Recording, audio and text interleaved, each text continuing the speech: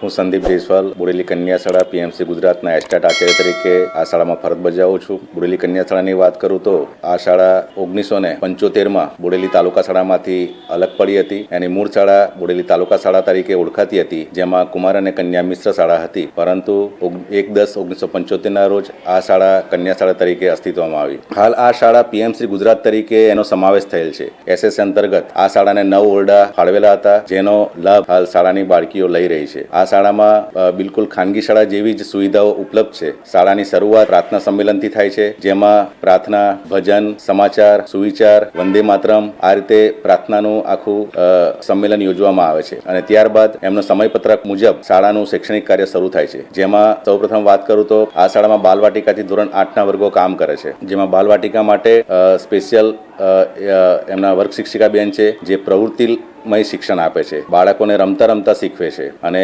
શાળાના તમામ શિક્ષકો ખૂબ જ ઉત્સાહી છે. એવી જ રીતે ધોરણ 1-2ના બાળકોને પણ ખૂબ સરસ મજાનું પ્રવૃત્તિમય શિક્ષણ આપવામાં આવે છે. ધોરણ 3 અને 5માં તાસ પદ્ધતિથી શિક્ષણ આપવામાં આવે છે. દરેક વર્ગ માટે એક અલગ શિક્ષક છે, જેથી બીજા ધોરણનું એમને કામનું ભારણ રહેતું નથી, જેને કારણે ખૂબ સારું શિક્ષણ આપી શકાય છે. ધોરણ 3 અને 5માં પણ પીડીએલ પદ્ધતિ છે અને ધોરણ 6 અને 8માં પણ પીડીએલ પદ્ધતિ છે. 6 થી 8માં વિષય પ્રમાણે વિષય શિક્ષકો કામ કરે છે. જેવી રીતે ભાષાના મારી પાસે 3 શિક્ષકો છે. એમાં ગુજરાતી, હિન્દી માટેના એક સ્પેશિયલ શિક્ષક છે, સંસ્કૃત સાથેના એક શિક્ષક છે અને ઇંગ્લિશ સાથેના એક શિક્ષક છે. એટલે શાળાની વિદ્યાર્થીઓના તમામ વિષયના શિક્ષણ ખૂબ સારી રીતે મળી રહ્યું છે. એવી જ રીતે ગણિત વિજ્ઞાનના પણ મારી પાસે 2 શિક્ષકો છે, જે ખૂબ સારું શિક્ષણ આપી રહ્યા છે. અને ગણિત વિજ્ઞાનના શિક્ષકો એમના શિક્ષણમાં સાથે સાથે સાયન્સ લેબનો પણ ઉપયોગ કરે છે. જ્યાં એમને લાઈવ પ્રેક્ટિકલ કામ કરવાનું હોય ત્યાં આગળ એ લોકો સાયન્સ લેબમાં લઈ જાય છે અને એમને પ્રેક્ટિકલ સાથે શિક્ષણ આપે છે. સામાજિક વિજ્ઞાનના પણ આગળ સ્પેશિયલ શિક્ષક છે, જે ઇતિહાસ, ભૂગોળ અને નાગરિકનું ખૂબ સરસ એમને શિક્ષણ આપી રહ્યા છે. 4 રિસોર્સ પર્સનની પણ નિયુક્તિ કરવામાં આવી છે, જેમાં ડાન્સ ટીચરની નિયુક્તિ કરવામાં આવી છે, એક એટીડી શિક્ષક જે ચિત્ર દોરાવે છે એની પણ નિયુક્તિ કરવામાં આવી છે, એક સ્પોર્ટ્સ શિક્ષકની પણ નિયુક્તિ કરવામાં આવી છે અને એક કોમ્પ્યુટર શિક્ષકની પણ નિયુક્તિ કરવામાં આવી છે. આ તમામનો ભરતી કરવાનો એકમાત્ર હેતુ એ છે કે બાળકોને તમામ વિષયનું નોલેજ પ્રોપર શિક્ષકો દ્વારા જ મળે, એ સરકારનો મુખ્ય અભિગમ છે. એક્સપ્લોઝર વિઝિટ કરવાની હોય ત્યાં વિઝિટ કરાવીને પણ એમને એ શિક્ષણ આપવામાં આવે છે.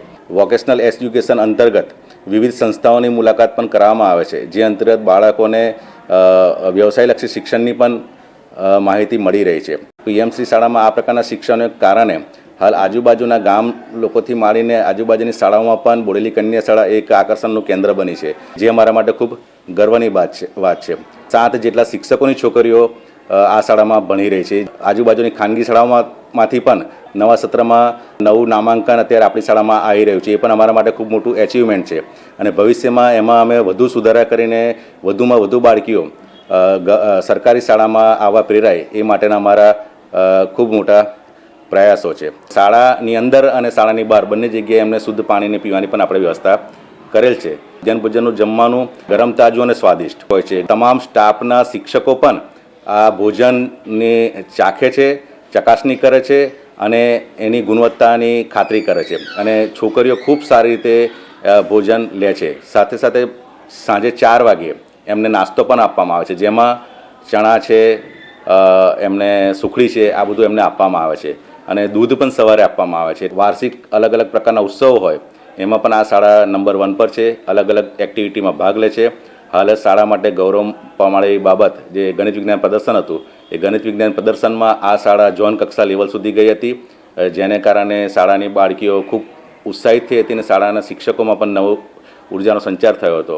છોકરીઓને પ્રોત્સાહિત કરવા માટે ખેલ મહાકુંભમાં 50 જેટલી છોકરીઓએ ભાગ લીધો હતો. 50-50 છોકરીઓને સ્પોર્ટ કીટ આપણે આપવામાં આવી હતી. તો આ રીતે સરકારશ્રીનો એક મુખ્ય અભિગમ છે કે છોકરીઓને અલગ અલગ એક્ટિવિટીમાં ભાગ લેવડાવો અને એમને પ્રોત્સાહન પણ પૂરું પાડો. તો આ રીતે આપણી બોડેલી કન્યા શાળા ખૂબ સુંદર રીતે કામ કરી રહી છે અને અમે હજુ આ શાળાને આગળ લઈ જવા માટે કટિબદ્ધ છે. જય હિન્દ, જય ભારત.